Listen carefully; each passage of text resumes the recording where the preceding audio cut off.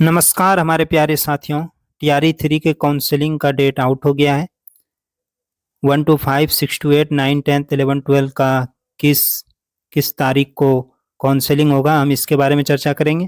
और किन्हीं अभ्यर्थियों का अगर दो जगह रिजल्ट हुआ है, 9, 10, 6 to 8 या 9, 10, 11, 12 या 1 to 5, 6 to 8, तो हम इसके बारे में भी बताएंगे। और अभी जब हम वीडियो बना रहे हैं तो कई अभ्यर्थियों का मैसेज भी आ चुका होगा, क्योंकि कहा गया था कि शाम ढलने के बाद मैसेज आना शुरू हो जाएगा, या तो आ जाएगा, कल भी आएगा, तो हम उसके बारे में भी चर्चा करेंगे।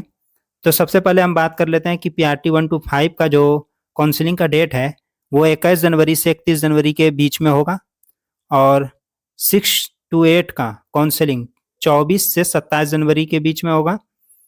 और 9 से 10 का और 11, 12 का 28 से 31 जनवरी तक होगा।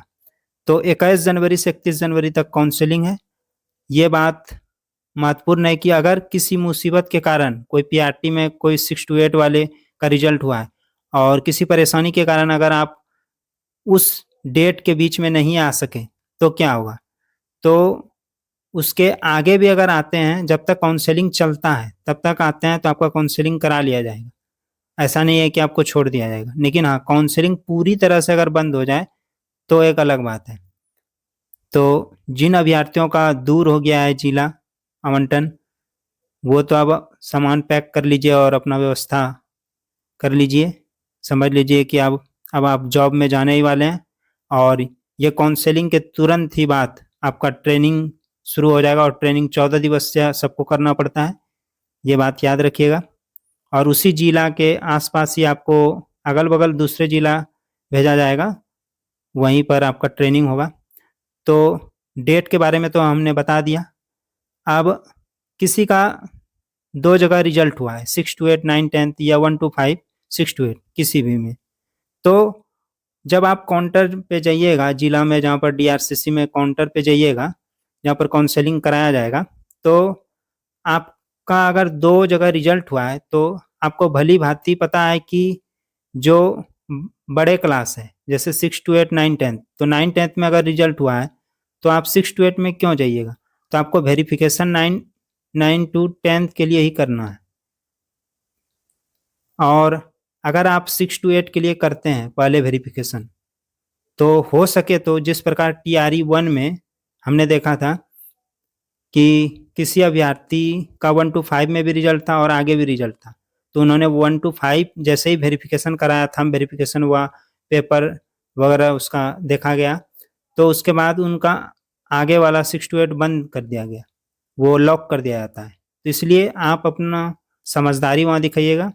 आपको जिसमें जाना है वो सोच समझ लीजिएगा, तो उसी में आप वेरिफिकेशन कराइएगा, उसी काउंटर पे। वहाँ पर काउंटर बना हुआ रहता है, स्पेशल सब व्यवस्था किया हुआ रहता है। और टीआरई 1, टीआरई 2 करा चुके हैं तो अब सिस्टम और भी बेहतर कर दिया गया है। आपका काउंसलिंग सही तरीके से, बढ़िया तरीके से कराया जाएगा। और रही मैसेज की बात, तो मैसेज आएगा बिहार गवर्नमेंट का, जो मैसेज आता है आप देखे होंगे, जाति निवासी या कुछ भी बनाए होंगे तो बिहार गवर्नमेंट करके आता है, तो उसी प्रकार आपका मैसेज आएगा मोबाइल पे, और मैसेज आएगा। और हम बात कर लेते हैं थोड़ा कि आप लेकर के वहाँ जो काउंसलिंग में जाइएगा तो इस प्रकार फाइल ले जा सकते हैं, या तो आप गट्टे वाला फाइल ले जा सकते हैं, किसी भी प्रकार का आप फाइल ले आ सकते हैं। और फाइल ऐसा नहीं है, आप जहाँ भी काउंसलिंग कराने जाइएगा तो वहाँ पर अगल बगल आपको फाइल मिल जाएगा, इसके लिए कोई हड़बड़ाना नहीं है। और आपने वाटर मार्क डॉक्यूमेंट जो सेव कर लिया होगा अपने मोबाइल में, साइट पे जा करके बीपीएससी साइट से डाउनलोड कर लिया होगा, उसको गूगल ड्राइव में सेव करके रख लीजिए, और उसको भविष्य के लिए भी रखिए, क्योंकि अभी भी काम आएगा और बाद में भी काम आएगा। और जब आप जिस दिन काउंसलिंग कराने जाएगा वहीं हर जगह कंप्यूटर की व्यवस्था रहता है, प्रिंटर, तो दुकान में कहीं पर भी जा करके आप सारा डॉक्यूमेंट निकाल लीजिएगा, उसके बाद उसका फोटोकॉपी निकाल के तब उसी प्रकार फाइल में सजा के क्रम के अनुसार, वहाँ पर सारा लिस्ट सटा हुआ रहता है, क्या किस प्रकार क्रमानुसार आपको वहाँ पर फाइलों में सजाना है, तो वो सब वहाँ व्यवस्था रहता है। और मेरा वीडियो अच्छा लगा हो तो इस चैनल को सब्सक्राइब और लाइक ज़रूर कीजिएगा। धन्यवाद।